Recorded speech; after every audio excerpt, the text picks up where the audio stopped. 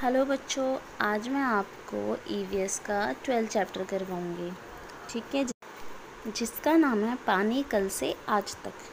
बच्चों, आज इस चैप्टर में हम किसके बारे में पढ़ेंगे? पानी के बारे में। चलो अब हम अपना चैप्टर स्टार्ट करते हैं। बच्चों, तुम्हें याद होगा कि पिछली कक्षा में हमने पानी के स्रोतों के बारे में पढ़ा था, है ना। बावड़ी भी पानी का एक स्रोत है। यह ज़मीन की सतह से काफ़ी नीचे बनाया जाता है। इसमें पानी तक पहुंचने के लिए सीढ़ियां भी होती हैं। बच्चों देखो, आपको एक पिक्चर नज़र आ रही होगी स्क्रीन पे। तो लाइक इसी पिक्चर की तरह ये सीढ़ियां, ये पूरा इसमें ना, जहाँ ग्रीन एरिया दिख रहा है, ये पूरा पानी रहता था इसमें, पूरा पानी। और ये सीढ़ियों से उतरकर हम यहाँ पानी लेते थे। इसीलिए से हम क्या सीढ़ी नुमा कुआं भी कहते थे। एक तो नॉर्मली कुआं होता है और एक होता है सीढ़ी नुमा कुआं, तो इसे हम सीढ़ी नुमा कुआं कहते थे। ऐसे एक बावड़ी हरियाणा के रोहतक ज़िले के मरहम कस्बे में भी स्थित है। यह बावड़ी भवन निर्माण कला का एक बेहतरीन निर्माण है, नमूना है। अच्छा, महम की जो बावड़ी का निर्माण कब हुआ था? 58 से लेके 6059 तक के मुग़ल बादशाह शाहजहाँ एक के वो चौबदार होते हैं ना, साइदू कलाल ने करवाया था। इनका नाम गिवन दे रखा है। इस बावड़ी में पानी तक जाने के लिए 101 सीढ़ियाँ हैं। सीढ़ियाँ 3 स्तरों पर नीचे उतरी हुई है। ये ईंटों पर कंक्रीट से बनी हुई है। सीढ़ियों के अंत में एक अष्टभुजी कुआं है, जैसा कि आपको पिक्चर में दिखाई दे रहा है। बावड़ी में यात्रियों के लिए कुछ कमरे भी बनाए गए हैं, जो गर्मी के दिनों में ठंडे रहते हैं। एक ब्रिटिश यात्री पीटर मुंडे ने इस बावड़ी को सार्वजनिक उपयोग के लिए रोमन साम्राज्य के स्मारकों जैसे स्मारक को भी बताया है।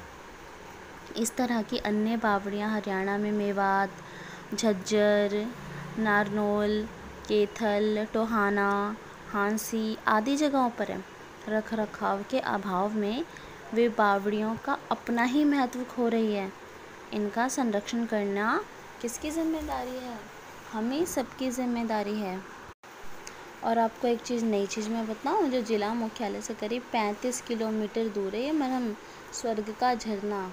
ये कब बना था? 360 वर्ष पहले बना, मुगल काल में। मैंने आपको बताया था ना अभी। इसे धरोहर और रहस्य में किस्से कहानियाँ भी जुड़ी हुई हैं इससे कई ज़्यादा।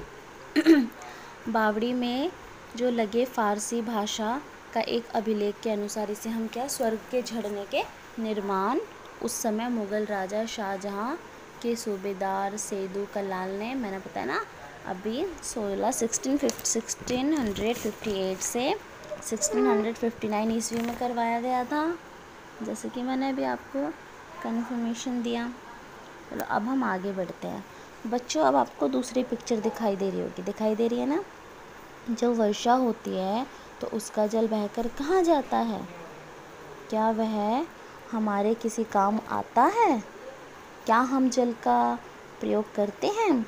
पुराने समय में हरियाणा में लोग वर्षा के जल संचयन का करने में बहुत निपुण थे। इस जल का संचित करके वे क्या करते थे? उसका उपयोग करते थे और इसमें जोहर तालाब आदि बनाते थे। लगभग 400 साल पहले यहाँ लोगों के लिए गांव में कस्बे के पक्के, आकर्षक, उपयोगी, सामाजिक रूप स्वीकृति तालाब बनाए जाते थे। इसमें वो क्या करते थे? जल का प्रयोग करते थे। लोग घरेलू काया, सांची, जो सिंचाई आदि करते थे। इसी पानी से तालाब के चारों ओर आराम करने की जगह बनाई जाती थी। तालाब के पानी के कारण इन्हें कई अधिक गर्मी में भी ठंडक मिलती थी। कुछ तालाब प्राकृतिक रूप से बने होते थे और प्रायः जब तालाब में पास में कुआं भी बनाया जाता था।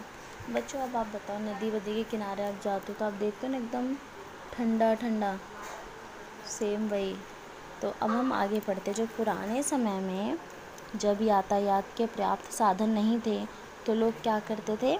काफ़िले बनाकर पैदल ही लंबी लंबी यात्राएं किया करते थे, पता है आपको बच्चों।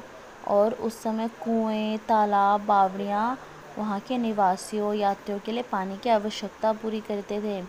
अब हम पानी लेकर काफ़ी दूर तो जा नहीं सकते, और जाएंगे भी तो कितनी दूर जाएंगे? वो पानी कितना चलेगा? गर्मी में तो पता है ना बच्चों कितनी प्यास लगती है। उसके बाद जिस स्थान पर सराय यानी कि यात्रियों के ठहरने की जगह बनाई जाती थी वहाँ कुआं अवश्य बनाया जाता था, ताकि वो ठहरे और उन्हें प्यास लगे तो वो पानी पी सकें। हमारे देश में अनेक शासकों ने कुआं, तालाब और बावड़ियों का निर्माण करवाया है। यात्रियों को पानी पिलाना आज भी परोपकार का काम है, इसीलिए जगह जगह पर पियाओ बनाए जाते हैं।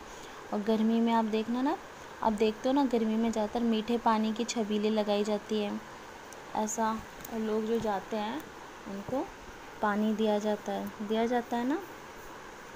बच्चों, आजकल तुम्हारे घर में पानी कहाँ से आता है बताओ? कुआं तो है नहीं। क्या आपके यहाँ भी कुआं है या तालाब है? बताओ। अब आप मुझे कुछ क्वेश्चंस मैं आपको दे रही हूँ। पहला, आपको एक पियाओ कि आपको एक पिक्चर बनानी है। आपको ये बताना है कि आपके घर में पानी कहाँ से आता है।